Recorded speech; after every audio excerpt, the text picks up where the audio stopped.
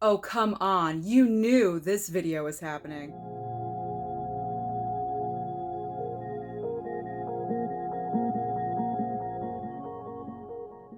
What's up, guys? Welcome back to my channel. Today's video is another installment of I Hate This Movie, where I will be talking about Rob Zombie's latest, The Munsters. Before I get into talking about this movie and review it, and let's be honest, I'm going to trash it and rip it apart. That's why it's part of the series.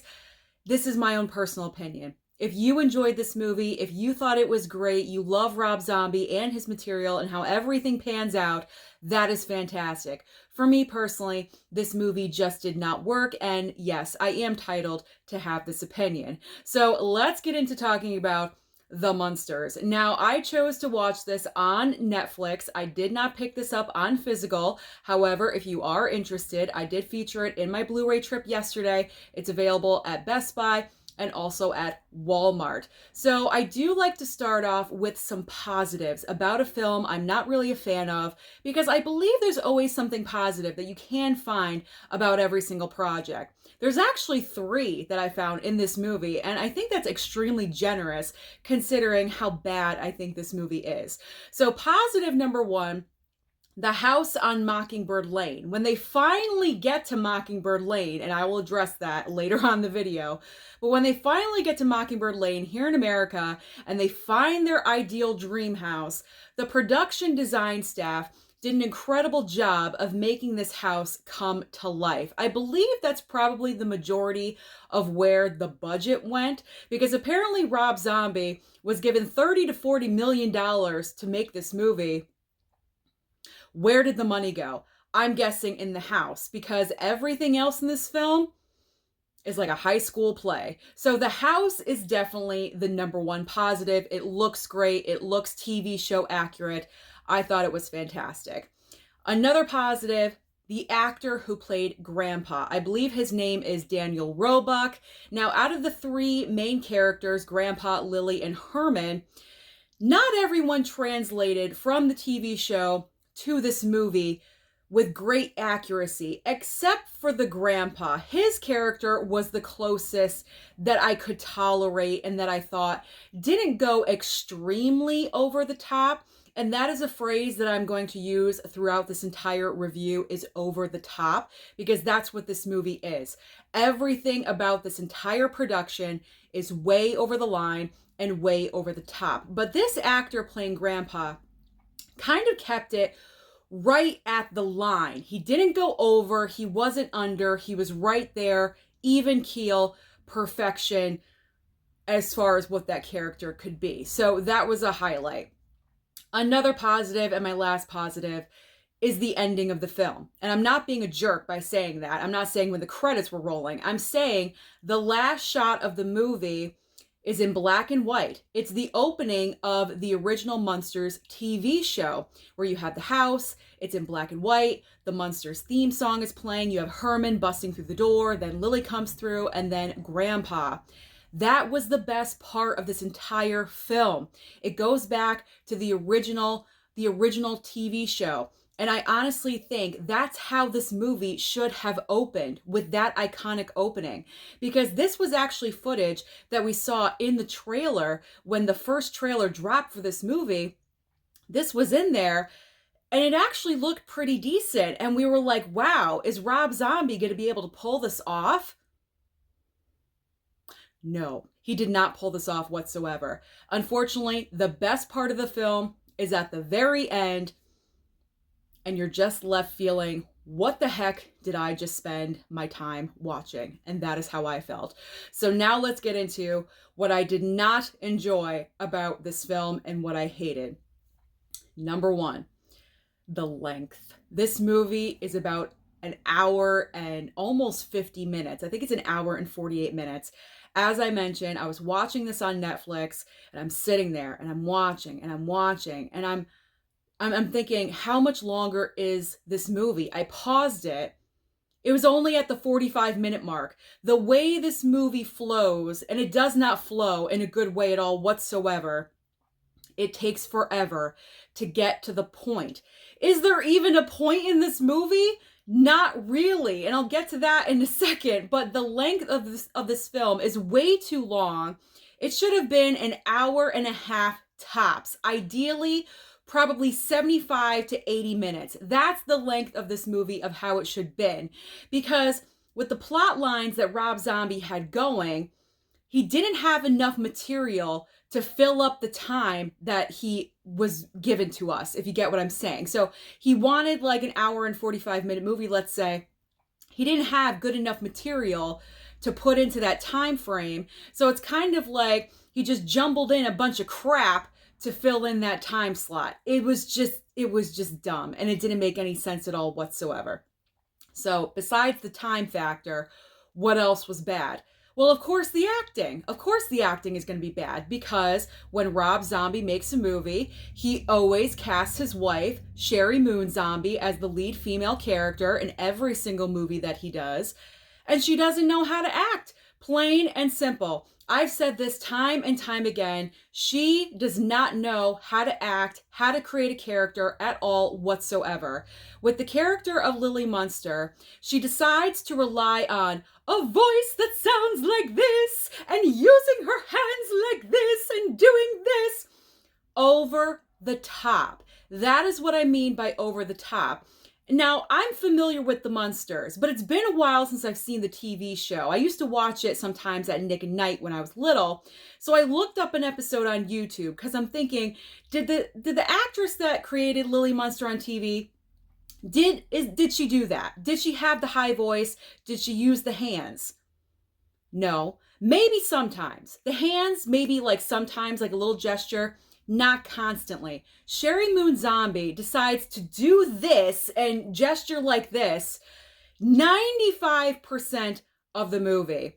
And then also having her voice in a certain way like this. Oh, you're doing over-the-top things to disguise your lack of acting skills. Because if she was a true actress, and I know what I'm talking about just a smidge, I went to school for this.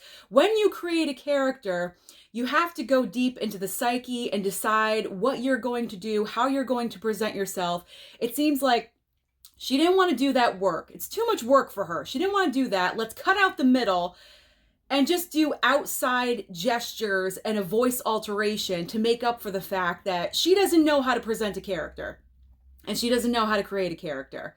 I mean, let's be honest. She's wearing an avant-garde outfit with streaks in her hair. That is over the top enough. You don't need to walk around like this. And that's what she was doing. Walking around like this with these over the top dramatic entrances given by her husband, of course.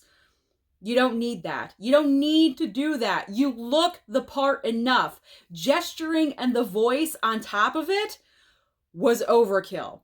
So obviously Lily was a terrible character. So let's move on to Herman Munster. What about the actor that played Herman? I don't even know his name. I can't remember it. But what I will say is I think when it came to the casting choices, I picture Rob Zombie at the head of a table with like 4 or 5 other people, his production team next to him, with 10 actors in front of him going for the role of Herman, and him saying, all right, guys, do the Herman Munster laugh. And they all do it one at a time. And he chose the guy that did it the best. And that was the one that was cast. Because, let's be honest, in this movie, there's no acting skills at all whatsoever. The portrayal of the Herman Munster character is completely different from the TV show. The laugh is overutilized. Now, the laugh is necessary. It is part of the Herman Munster character. It's part of the TV show. It is, I guess, iconic in a way to some of you that really are into the TV show. But it's used way too much in this movie. If it was used maybe 5 times, I would have been okay with it. But I felt whenever there was a moment of dead space or dead air in this movie, Rob Zombie said, do the laugh, and just put that in there. And that would cover it up and then cut to the next scene. It just became annoying. I knew it was coming. I knew it was coming every single time. I had to brace myself for it. And I was like, oh, there it is. And the laugh would occur. It just became overkill. So those characters, totally awful.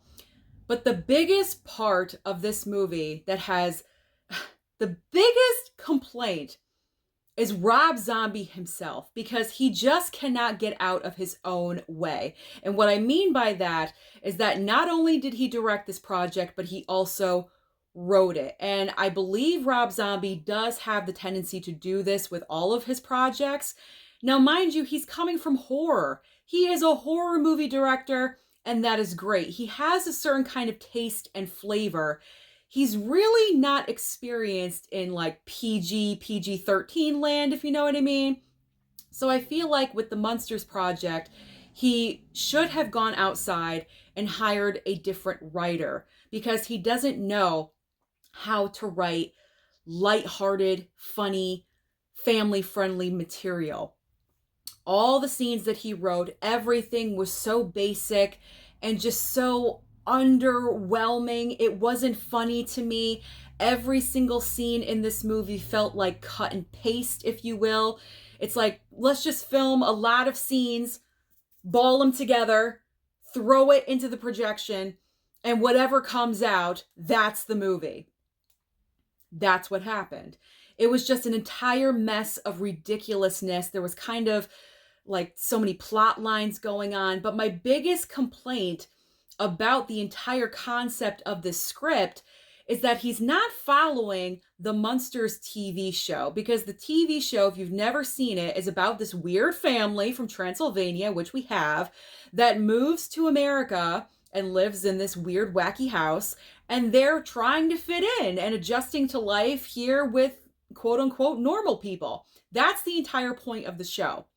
Rob Zombie chose to make the movie a prequel. So because of that, there's no children. You don't have Eddie, who's their child, and you don't have the niece, Marilyn, which I think are necessary components to have in the family dynamic. So once you take those two out, it's kind of boring. It is really boring, because then you're focusing on this really lame love story beginning between Lily and Herman.